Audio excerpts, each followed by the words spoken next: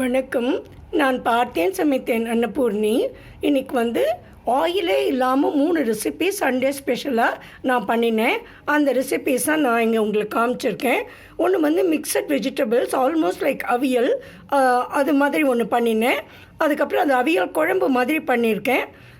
ரெண்டாவது பயறு தோரன். இந்த பச்சை பயிறு ஸ்கின்னோடு இருக்கும் இல்லையா, அதை எடுத்து ஒரு தோரன் பண்ணியிருக்கேன். அப்புறம் ஆலு சப்ஜி பண்ணியிருக்கேன். அதில் கேப்சிகம், டொமேட்டோ இதெல்லாம் போட்டு பண்ணியிருக்கேன்.